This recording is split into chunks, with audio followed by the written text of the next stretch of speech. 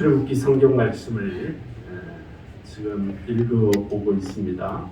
출애굽기 성경 말씀을 읽으면서 성도 여러분이 항시 잊지 말고 계속해서 던져 기억해야 할 질문이 있습니다.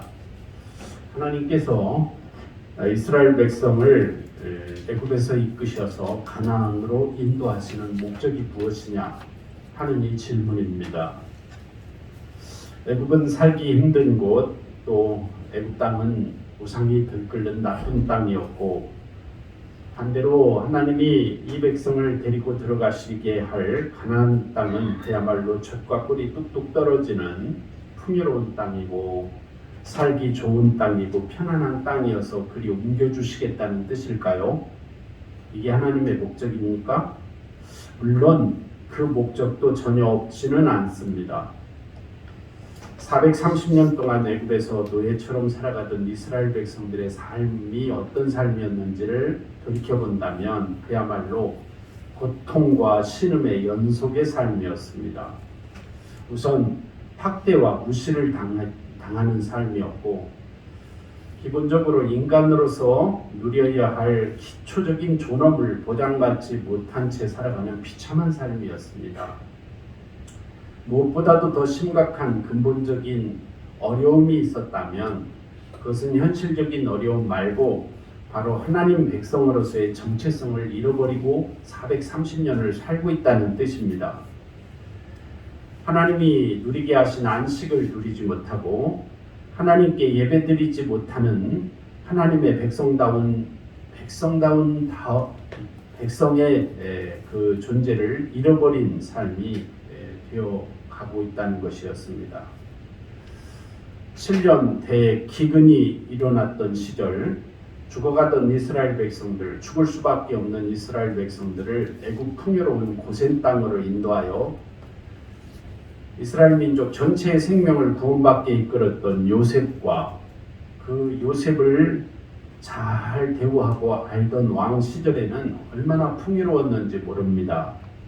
그러나 그것과는 다르게 요셉 조상이 죽고 요셉을 모르는 왕이 왕으로 나타나서 통치할 때, 나아가서는 요셉의 흔적을 이제는 다 지워버리고 싶어 하던 히브리 민족의 노동력만을 이용하려는 새로운 바로 왕조가 들어서면서 소망 없고 고통스러운 이스라엘 민족의 삶은 점점 가중되었습니다. 바로 왕과 애굽 사람들이 학정과 폭력을 베풀었고, 그리고 이스라엘 백성들은 아무 저항 없이 그 학대와 폭력을 받아들이면서 노예처럼 살아가야 하는 처참한 현실 그 자체였습니다. 하나님께서 이런 아브라함의 후손이었던 백성, 약속의 백성인 이스라엘 백성들을 그들이 고통스러워 신음하고 울부짖는 것을 돌아보셨다고 성경에 말씀되어 있습니다. 그리고 그들을 구원하시고 그들을 인도하셔서 하나님의 백성다운 백성으로 다시 회복시키는 것이 하나님의 목적이었습니다. 단순히 가나안 7 족속들이 차지하여 살던 땅으로 이 백성을 피신시키고 그곳에 정착하여 이전과 다른 편안하고 안락한 삶을 살게 하시려는 그런 표면적인 목적만이 아니었습니다. 하나님의 목적은 이 백성이 진정한 예배자로 회복되게 하시려는 것이 하나님의 뜻이었습니다. 그래서 출애굽기 후반부 긴 25장부터 40장까지 전체가 제사장 규례, 성막 규례에 관한 말씀이 큰 비중을 차지하고 있다는 사실이 이것을 증언합니다. 그리고 마지막 출애굽기 마지막 장인 40장은 바로 그 성막 봉헌 예식 내용으로 출애굽기가 끝맺음을 하고 있습니다. 그러므로 출애굽기에 나타난 하나님의 목적이 무엇냐고 물어보는 이 질문에 대한 정확한 답은 하나님의 백성다운 백성, 예배하는 하나님의 백성으로 회복시키려는 것이 하나님의 목적이었다고 대답해야 할 것입니다. 하나님께서 이스라엘 백성들이 광야를 떠돌고 있을 때 성막을 지으라는 명령과 그 성막을 지을 수 있는 설계도를 주셨습니다. 하나님은 왜 아직 가나안에 들어가지도 않고 광야에서 방황하고 고통스러운 삶을 사는 이스라엘 백성들에게 그 어려운 성막을 지으라고 하셨을까요? 가나안 땅에 들어간 뒤에 지으면 좋지 않을까요? 왜 고달픈 여행자들에게 그 일을 시키셨을까요? 그것은 그들에게 어떤 대접을 받거나 경배를 받으시려는 단순한 목적이 아니라 지금 이 척박한 광야의 생활 내내 내가 너희들과 동행하며 너희를 인도하는 사실을 너희들 눈으로 직접 보고 믿게 하려는 목적으로 성막을 지으라고 하신 것입니다. 그렇습니다. 광야 성막은 그야말로 이동식 성전이었지 않습니까? 그 성막 성전을 통해 하나님께서 이스라엘 백성들에게 목표하신 것은 두 가지입니다. 내가 너희에게 임재한다는 사실, 그리고 내가 너희와 함께 동행한다는 사실입니다. 이것을 깨닫게 해주시려고 하나님이 성막을 지으라고 하신 것입니다. 이스라엘 백성들은 그 많은 하나님이 함께 하신 기적과 표적과 기사를 체험하면서도 눈에 보이는 신인 금송아지를 만들고 그 금송아지 형상의 신이야말로 우리를 애굽에서 이끌어낸 구원자라고 소리를 지르면서 어리석은 우상숭배의 죄악을 저질렀죠. 바로 그 우상숭배의 죄악으로 인하여 하나님과 이스라엘 백성 사이에 맺어졌던 견고했던 언약적 관계가 파기될 배은망덕한 상황을 초래한 것이 바로 이스라엘 백성들 자신들이었습니다. 그러나 하나님께서는 이런 배은망덕한 이스라엘 백성들을 용서하시고 새로운 규례와 새로운 계명을 다시 주시면서 새로운 관계를 회복시키셨습니다. 그 새로운 관계의 회복이 바로 성막 건립으로 명령된 것입니다. 출애굽기의 마지막 결론은 바로 이 성막의 건축에 관한 하나님의 명령의 말씀과 이 일을 위한 일꾼으로 부살렐과 오홀리압이라는 지혜로운 사람을 선택하심, 그리고 그 모든 백성들의 자원하는 헌금, 그것을 헌금과 헌물을 가지고 성막을 건립하는 이사, 그리고 마지막 40장은 그 완성된 성막을 하나님 앞에 봉헌하여 드리는 예식으로 출애굽기가 마무리되고 있습니다. 텐트로 만든 성전인 성막 안에는 기둥이 없었습니다. 대신 삥 둘러 연결되어 있는 벽체 역할을 하는 조각목 판자들인 널판 48개가 받침, 은받침 위에 세워져 금고리들로 서로 연결되어 기둥과 벽체 역할을 하고 그 널판들 위에 4겹으로 덮어진 덮개로 견고한 텐트 모양의 이동식 성막 성전이었습니다. 하나님께서는 이 텐트 형식의 이동식 성전을 회막이라고도 부르셨습니다. 이 회막이란 하나님과 이스라엘 백성들이 만나는 장소인 성소와 지성소를 일컫는 다른 이름이었습니다. 이 성막 안에 두 가지 재료가 오늘 본문에 기록되어 있습니다. 첫 번째는 널판이고요. 두 번째는 덮개입니다. 우선 이 널판의 재료로 쓰인 나무는 조각목이라는 나무인데 시띠나무라고도 부르는 광야에서 자생하는 아카시아 나무의 일종인 나무입니다. 실제로 이 조각목은 좋은 나무가 아니었습니다. 척박한 광야에서 구할 수 있는 보잘것없고 형편없이 보이는 질 낮은 목재인 아카시아 종류 나무였습니다. 그런데 하나님께서는 그 시띠나무 조각목으로 널판을 만들게 하시고 그 널판들을 귀한 성막의 본체와 기둥으로 써주셨다는 것입니다.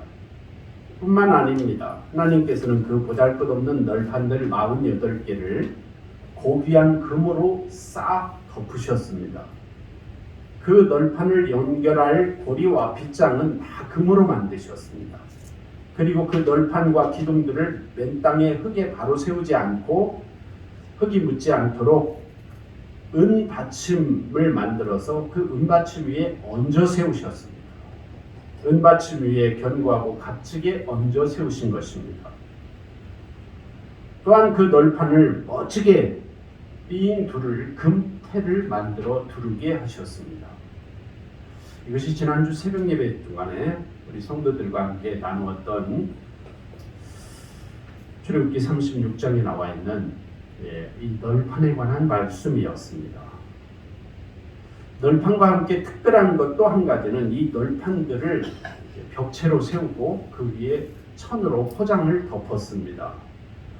그 기둥들과 널판들을 덮는 성막을 휘장과 덮개로 사중으로 4겹으로 덮게 하셨습니다. 제일 안쪽에는 10폭이 된 휘장으로, 두 번째는 11폭의 염소 털로 만든 휘장으로 2중, 그리고 3중은 붉게 물들인 순양의 가죽을 이은 넓은 포로 덮었습니다. 그리고 제일 바깥면은 4번째 4중으로 해달의 가죽을 이어 만든 덮개로 덮게 하셨습니다. 이 성막 성전의 널판들은 곧 이스라엘 백성들을 보여주시는 하나님의 계시였습니다. 하나님께서는 이 널판인 이스라엘 백성들을 귀하게 세워주시고 값지게 연결시켜주시고 비밀스럽게 덮어주시고 아름답고 거룩한 장식으로 공교하게 실로 짜서 엮어낸 수와 거룩한 형상인 천사의 형상인 그룹으로 장식해 주셨습니다. 아까 제가 이 널판이 광야에서 자라는 삐뚤빼뚤하고 건축 자재로는 전혀 쓸모없는 아카시아 나무 일종이라고 했죠. 진짜 보잘것없는 널판을 금으로 싸주시고 또 은으로 받쳐주시고 금고리로 연결해 주시고 금띠로 둘러주시고 그리고 그것을 또 4겹이나 되는 귀한 포장으로 덮어주셨다는 것입니다. 이 널판들이 모이면 어느 곳이나 성막이 되고 어디를 가든지 이 널판들을 세우고 그 위에 휘장을 두르면 그리고 천막 덮개를 씌우면 성막이 되는 것입니다. 그리고 때가 되면 다시 여행을 출발할 때에는 다시 이 널판과 휘장과 덮개를 분리하여 이스라엘 백성들이 메고 이동하는 것이죠. 이것은 오늘날 교회와 성도들이 누구인지를 보여주시는 하나님의 계시입니다.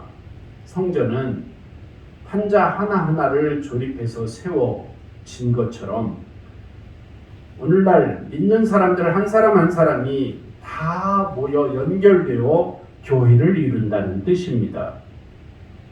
성전의 판자 재료였던 시띠나무 판자에 금을 입힌 것이었는데 이 시띠나무는 말씀드린 것처럼 나무 질이 고급지지 않고 질이 좋지 않고 뒤틀린 가시나무과 아카시아 나무과 나무였습니다. 이것을 조각목이라고 성경에 부르는 것입니다. 우리는 원래 조각목처럼 질이 좋지 않고 뒤틀린 인격과 심성의 사람들이었는데 또한 그래서 우리의 본질적인 생각이나 행실이 반듯한 사람이 거의 없습니다. 그런데 하나님께서 우리의 죄를 씻어주시고 우리에게 믿음이라는 금을 입혀주셔서 성도라고 부르신다는 것입니다. 그리고 우리를 모아 교회를 이루신다는 것이죠. 이게 얼마나 큰 은혜인지 모릅니다. 출애굽기 37장과 38장에는 이 성전 안에 비치해야 하는 기구들을 하나님께서 명령하신 대로 이스라엘 백성들이 만들었다는 기록입니다. 성전은 형벌받은 죄인인 우리가 하나님과 만나는 곳인데 그래서 회막이라고 부르는데 그 회막 안에 있는 성전의 기구들은 우리를 하나님께로 인도하시는 하나님이 우리를 어떤 분이신지를 보여주시는 역할을 은변적으로 우리에게 가르쳐주고 있다는 것입니다. 이 성막 성전에는 3가지 장소가 중요합니다. 제일 안쪽에는 지성소, 그리고 그 바로 옆에는 성소, 그리고 이 성소와 지성소인 회막 바깥 부분에는 성전의 뜰로 구분이 됩니다. 이제 이 3 장소별로 나누어서 오늘 하나님께서 이것을 통해 우리에게 어떤 말씀을 주시는지를 나누고자 합니다. 성전 회막에 들어가기 전에 넓은 뜰이 있었습니다. 그 뜰이 바로 바깥뜰이라고 성경에 기록되어 있는 장소입니다. 성도 여러분, 저와 여러분은 두 가지 기초에 의해서 구원을 받았습니다. 구원의 기초는 두 가지인데, 첫째는 예수님께서 십자가에서 저와 여러분과 모든 사람을 대신하여 죽어주셨다는 객관적 사실이 첫 번째 기초입니다. 예수님이 아무리 죽어주셨어도 두 번째는 그 사실을, 그 죽음이 나를 위한 주님의 사랑의 죽음, 희생의 죽음이었다는 사실을 믿는 믿음이 두 번째 기초입니다. 객관적인 사실인 예수님의 십자가 사건으로 죄인이 구원을 받을 수 있는 길이 활짝 열렸고, 그것을 내가 듣고 믿음으로 그 순간 구원이 이루어 성취되는 겁니다. 그래서 예수님이 죽으신 십자가 사건이 내 구원이 되는 것입니다. 예수님이 십자가에서 행하신 일을 내가 믿지 않으면, 아무리 예수님이 십자가에서 날 위해 죽으셨어도 그 주님의 희생으로 하나님 우리에게 주시는 선물과 은혜의 구원은 내 구원이 되지 못하는 것입니다.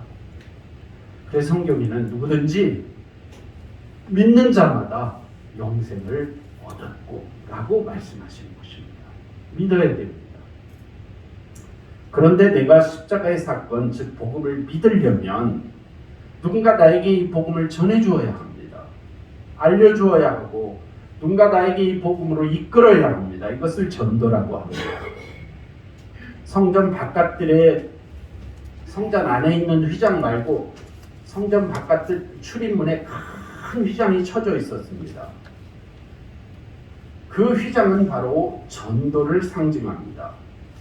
성전 뜰을 둘러친 이 휘장은 아름다운 색실로 술을 놓아 엮어 만든 것인데 너무 아름다웠습니다.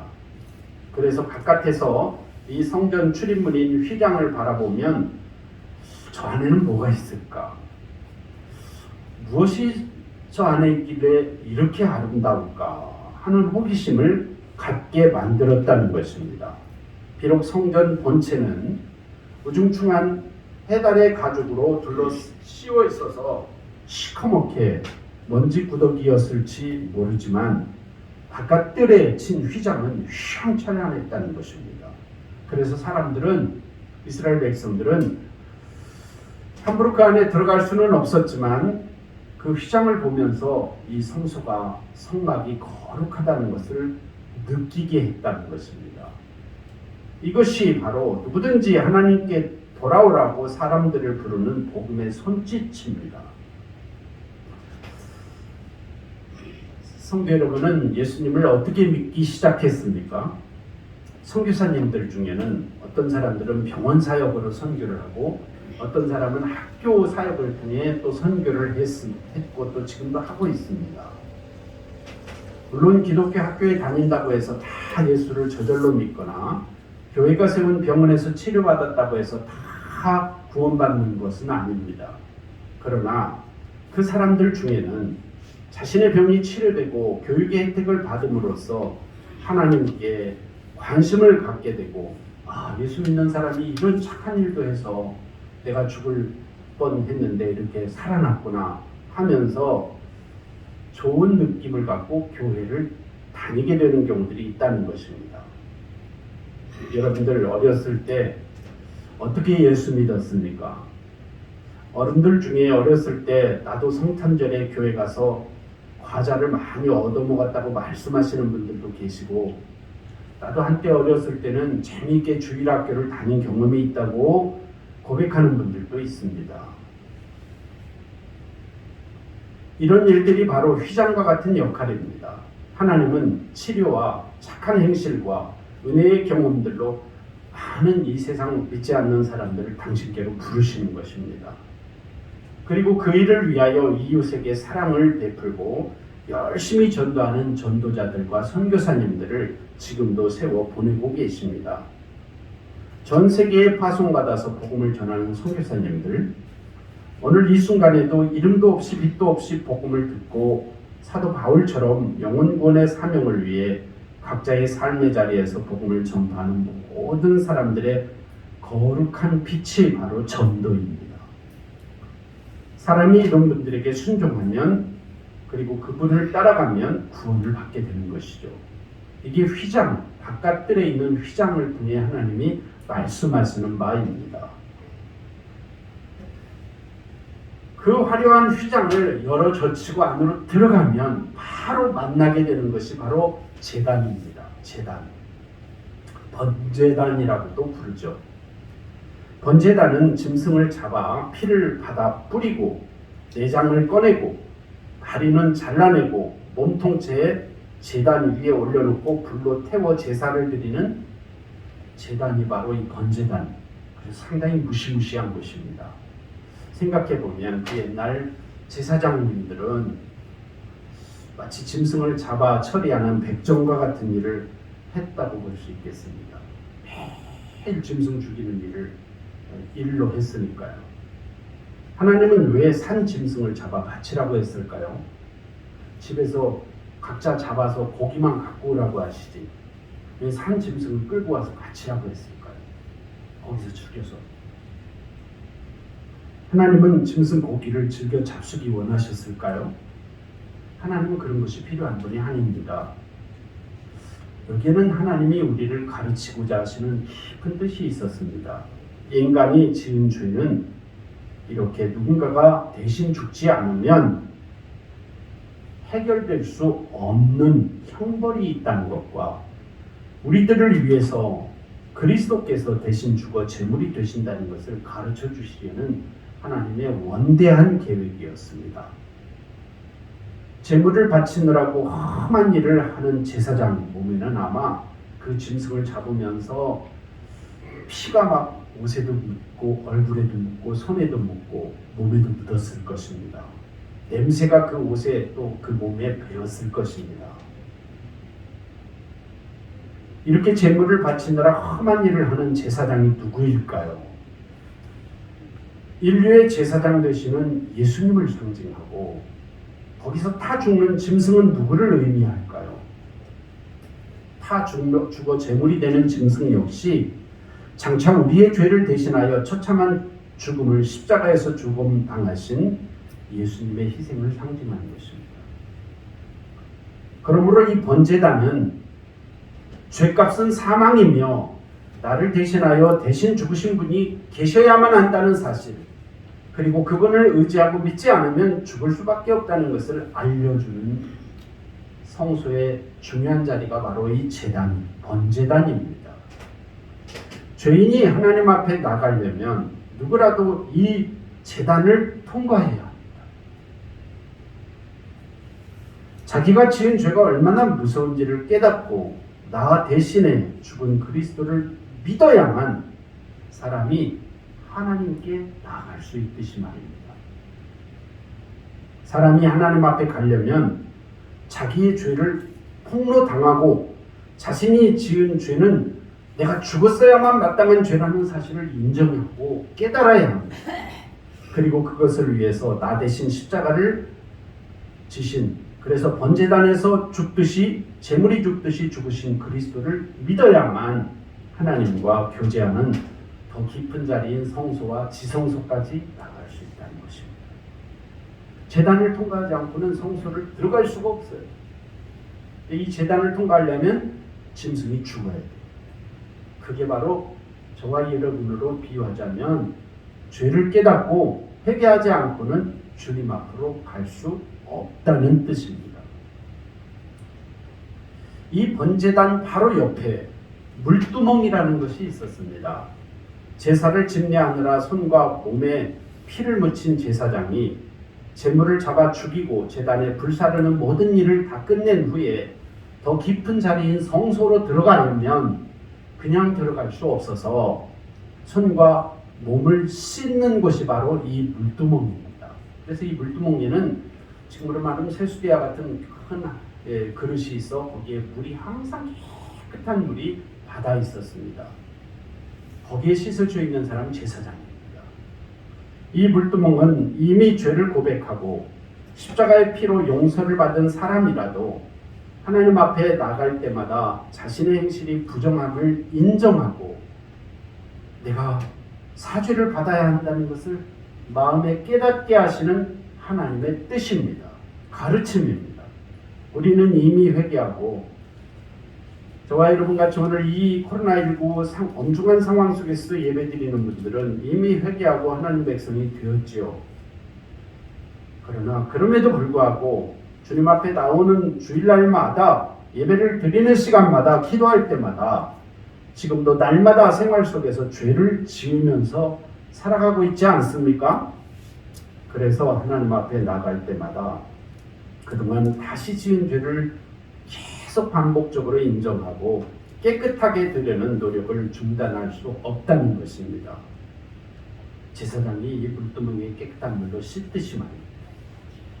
날마다의 삶에서 자신이 세례받은 하나님의 백성이라는 사실을 다시 되짚고 기억하면서 세례받은 성도답게 살려 하는 저와 여러분이 되라는 뜻입니다.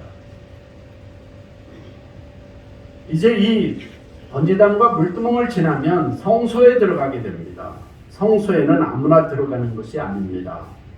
일반인은 들어갈 수 없고 제사장만 들어갈 수 있습니다. 구약시대에는 평민은, 일반 회중은 아무도 성소에 들어갈 수 없었고 제사장도 지성소에는 또 들어갈 수 없도록 휘장이, 성소와 지성소 사이에 두꺼운 휘장이 쳐져 있었습니다. 예수님께서 우리의 죄를 짊어지시고 십자가에서 죽으시는 순간 성소의 휘장이 찢어져서 성소와 지성소의 구분이 없어지고 어떤 사람이라도 직접 하나님 앞에 나갈 수 있는 길이 열렸다고 성경에는 기록되어 있습니다. 그래서 신약시대의 신자인 성도인 저와 여러분은 누구나 이제 다 왕같은 제사장 대우를 받고 제사장의 책임도 지게 된 것입니다. 그래서 오늘 이 시대의 성도와 교회는 날마다 성소에 들어가서 이웃을 위해서 또 나라와 민족을 위해서 타인을 위하여 기도하는 제사장적 사명을 감당하라는 뜻입니다. 이 성소 안에 등대가 있었습니다. 등대는 말 그대로 등잔불을 켜는 등잔대입니다. 이 등대는 금으로 쳐서 만든 것인데 금으로 이 등잔대를 만들었으니 얼마나 휘황찬란하고 멋있었고 영광스러운지를 상상할 수 있을 겁니다. 한 개의 기둥에서 7가지로 위로 뻗어 있었고 그 위에 기름을 넣어서 불을 켤 수 있도록 살구꽃 모양의 꽃 모양 접시가 달려 있었습니다. 이게 등잔입니다. 거기에 감람류를 붓고 심지를 담가서 불을 밝힌 것이죠. 자, 상상해 보십시오. 금 등잔에 깨끗한 감람 기름을, 올리브유를 넣고 심지를 불을 붙여서 캄캄한 성소에 이 등잔에서 비춰지는 빛이 비춰진다고 상상해 보십시오. 마치 살구꽃이 피어 있는 것처럼 보였을 겁니다. 왜냐하면 이 등잔을 살구꽃 모양으로 만들었으니까요. 성소 안은 금 널판들과 내겹 휘장과 덮개로 덮여 있었기에 이 불을 켜기 전에는 캄캄했습니다. 그 안을 비추는 유일한 빛은 오직 이 등대에서 나오는 신비롭고 영화로운 빛만이 비춰졌을 겁니다. 예수님께서 훗날 복음을 전파하시면서 이 성소의 등불 모양을 백성들에게 기억시키면서 나는 세상의 빛이니 내게 오는 자는 어둠에 다니지 아니하리라 라고 말씀하셨습니다. 인류의 앞길을 비치는 빛은 오직 예수에게서만 나온다. 예수님만 세상의 유일한 빛이다. 누구든지 하나님께 나가고 싶으면 이 예수님에게서부터 비춰져 나오는 진리의 빛, 생명의 빛을 힘입어야 한다는 것을 가르친 말씀입니다. 등잔대 다음에 있는 것이 떡상이었습니다. 한쪽에 등잔대가 있고 한쪽에 떡상이 있었습니다.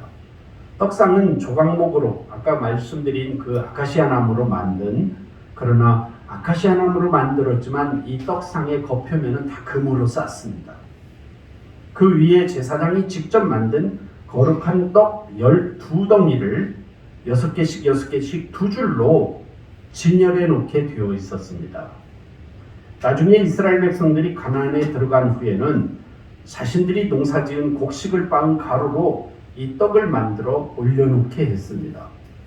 이 떡은 하나님이 잡수시기 위하여 만들어 오라는 것이 아니라 하나님이 이스라엘 백성들을 영적으로 가르치려고 있게 하신 것입니다.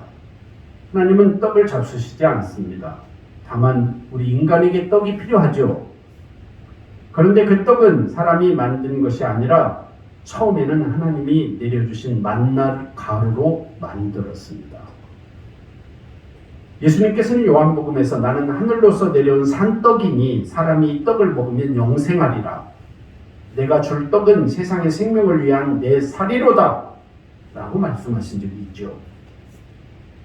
이 성소의 떡이 무엇을 의미하는지를 주님이 가르쳐 해석해 주신 말씀입니다. 사람은, 저와 여러분은 오늘도 뭔가 양식을 먹어야 사는 존재인데 그 떡은 우리의 수단과 방법으로 만들어 먹는 물질이나 명예가 아니라 하나님의 말씀과 우리의 양식이신 예수님이 바로 그 생명의 떡이라는 것입니다. 누구든지 주님께로 나오면 거기에는 풍성한 생명의 양식이 있다는 것이죠. 이 떡은 곡식이 빠져서 가루가 되고 불에 삶아져서 만들어지는 것처럼 생명의 떡의 원재료이신 예수 그리스도께서 당신의 몸과 삶을 희생하셔서 인류를 살리는 생명의 떡으로 만들어졌다는 것입니다. 그래서 예수님이 나는 생명의 떡이라고 말씀하십니다. 나를 먹고 너희들 좀 살아나가는 것입니다. 그 다음으로 분향단이 있었습니다. 이 분향단은 성소의 가장 중앙에 지성소에 바짝 붙어 있었습니다. 지성소 바로 입구에 분향단이 있어요. 향단. 말 그대로 이제 향을 피워 올리는 향단이죠. 제사장들은 날마다 향을 가져다가 불살라 하나님께 바쳤습니다. 이 향단은 하나님이 무엇을 가장 기뻐하시는지를 가르쳐 주시는 뜻이 있습니다. 하나님은 세상 사람들이 그렇게 귀히 여기는 어떤 향품들이 아니라 성도의 기도의 향기를 기다리고 계신다는 것입니다. 요한계시록 5장 8절을 읽어보면 네 생물과 24장로들이 어린 양 앞에 엎드려 각각 검은고와 향이 가득한 금대접을 가졌으니 이 향은 성도들의 기도입니다 라고 되어 있어요. 사도 요한을 통하여 하나님 나라를 환상을 보게 하신 하나님께서 요한에게 보여주신 천국 환상입니다. 천국에 사도 요한이 봤더니 하나님이 기뻐하시는 향이 뭔가 봤더니 성도들의 기도입니다. 성도들의 기도. 성도 여러분이 오늘 이 땅에서 드리는 기도는 하나님 앞에 향이 됩니다. 하나님이 가장 기뻐하시는 기도는 누가 할 수 있을까요? 그것은 당신의 외아들 예수님께서 드리신 기도입니다. 히브리서 9장 24절에 보면 그리스도께서는 참것의 그림자인 손으로 만든 성소에 들어가지 아니하시고 바로 그 하늘에 들어가사 이제 우리를 위하여 하나님 앞에 나타나시고 로마서 8장 34절에 보면 죽으실 뿐 아니라 다시 살아나신 이는 그리스도 예수이니 그는 하나님 우편에 계신 자요 우리를 위하여 간구하시는 자시니라 라고 말씀되어 있습니다.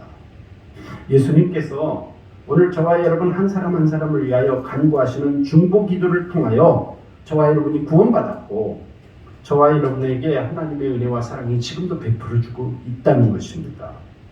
하나님은 이런 성도들에게 예수님의 이름으로 누구든지 기도하라고 구원해 주셨습니다. 그리고 오늘 저와 여러분이 드리는 기도는 다시 하나님 앞에 향이 되어 올라간다는 것입니다. 성도 여러분 기도하셔야겠죠? 마지막 지성소가 있습니다. 지성소는 성소와 한 건물 안에 있지만 휘장으로 성소와 분리되어 있어서 아무도 그 속에 들어갈 수 없고 오직 대제사장만 1년에 한 차례 들어가 들어갈 수 있는 장소였습니다. 그 안에는 딱 한 가지 물건이 비치 되어 있는데 법궤만 지성소에 있었습니다. 법궤는 조각목으로 만들고 금으로 싼 상자였지만 그 안에는 하나님께서 친히 새겨주신 율법이 기록된 십계명 두 돌판, 그리고 이스라엘 백성들에게 하나님이 주신 그 아론의 쌍난 지팡이, 그리고 만나 담은 항아리가 그 법궤 속에 담겨 있었습니다. 이 법궤는 하나님께서 이스라엘 백성들에게 주신 약속입니다. 그래서 이 법궤를 다른 이름으로 언약궤라고도 불렀습니다. 이 법궤는 곧 하나님이 이스라엘 백성들에게 임재하신 상징, 여기 계신다는 거예요. 그래서 그 법궤의 윗판을 하나님의 은혜의 장소인 시은좌라고 불렀어요. 시은좌. 성도 여러분, 제가 오늘 이 어려운 출애굽기 성소의 기구들에 관한 말씀들을 이렇게 해석해 드렸습니다. 오늘은 성전의 기구들을 만드는 장면을 읽었는데, 이 성소의 기구들은 저와 여러분이 어떻게 하나님 앞에 나갈 수 있는지, 우리가 어떤 과정을 거쳐서 하나님을 만나고 구원받고 어떤 과정을 거쳐서 하나님이 우리를 영화롭게 하시는지를 보여주시는 말씀입니다. 결론적으로 이 성소에서 가장 귀한 자리는 지성소 안에 있는 법궤입니다. 이 법궤의 핵심은 하나님의 말씀입니다. 십계명 두 돌판이 들어있지 않습니까? 언약궤가 있는 이 지성소는 인간이 하나님과 만나는 최고의 장소이고, 법궤 안에 있는 말씀은 저와 여러분이 지금도 듣고 있는 설교 말씀입니다. 우리가 마음껏 하나님의 말씀을 들으면서 신앙생활을 하고 있다는 것, 이게 얼마나 큰 은혜인지 성도 여러분 깨닫고 감사하실 수 있기를 바랍니다. 오늘 우리 앞에는 하나님의 말씀을 보지 못하게 하고 그 음성을 듣지 못하게 하는 휘장 같은 것이 지금은 없습니다. 옛날에는 다 있었죠. 그러나 지금은 없습니다. 지금 우리는 하나님의 이 영광과 축복의 한가운데 아무 장애물 없이 들어와 있지 않습니까? 코로나19 상황 속에서 오늘 예배드리고 있잖아요. 그런데 우리는 과거에 어떤 사람이었습니까? 하나님의 성전에 접근도 할 수 없는 이방인들이었고, 우상을 섬기며 이 세상 쓰레기 같은 허망한 것들에 묶여 질질 끌려다니며 살던 사람들이었습니다. 그러던 우리가 이스라엘도 들어가지 못했던 그 성막의 지성소보다 더 영광스럽고 아름다운 하나님의 법궤 보좌 앞에서 말씀을 듣고 약속을 받으며 가르침과 인도를 받으며 오늘 이렇게 예배드리고 있습니다. 그러면서 하나님을 아바 아버지라고 부르면서 기도하고 있습니다. 성도 여러분, 이런 시대에 이렇게 신앙생활하는 저와 여러분에게 하나님 베풀어 주신 은혜가 얼마나 큰 은혜인지 이제 아시겠습니까? 우리가 교회에 와서 말씀을 듣고 기도하는 것이 우리의 고귀한 사명이 되어야 합니다. 누군가 하나님 앞에 다가와 그 말씀을 듣고 경배하며 그분의 말씀을 밖에 나가서 전해 주어야 한다면 그 일을 누가 해야 하겠습니까? 바로 저와 여러분에게 하라는 말씀입니다. 사무엘 선지자는 사울 왕에게, 왕이시여, 당신이 왜 전쟁에 나가서 다 죽이라고 했는데 뭐 귀한 양이라고 귀한 소라고 왜 짐승을 죽이지 않고 살려가지고 와서 하나님과 책망 듣는지 아십니까? 하나님은 순양의 제사보다 하나님 말씀 듣는 걸 더 좋아하십니다. 라고 책망했습니다. 여러분 기억나시죠? 우리가 예배를 드리고 신앙생활하는 목적은 더 하나님께 가까이 가기 위함이고, 가깝게 가려는 것은 그분을 만나 말씀을 듣고 그분이 우리를 위로해 주시고 어루만져 주시고 그분이 우리를 인도해 주심을 경험하려고 하는 것입니다.